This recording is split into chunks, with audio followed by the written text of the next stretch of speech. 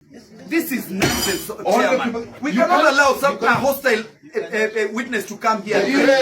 I'm chairing this. And you are not chairing. He's the one who is chairing. No. He's telling you what to do. No. It is true. You are intimidated by this man. No. Just because he's a president, Kenyans needs to know Duale is messing up health. We are going to. He's asking where is the vice chair? Are you sitting your place as the vice chair? Out of order. We will not allow you. You are out of order. But we will close hospitals. I don't own a hospital anywhere. That is the strategy you are trying to use to silence us.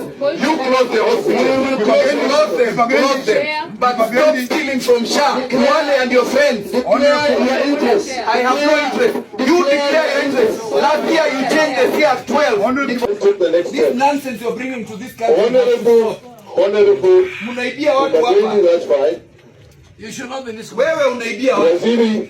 Waziri, Have a chair. proceed You cannot and be chairing a read meeting in your parliament. answers and You are now harassing do your not chairman. You are interact harassing directly with members. any other member.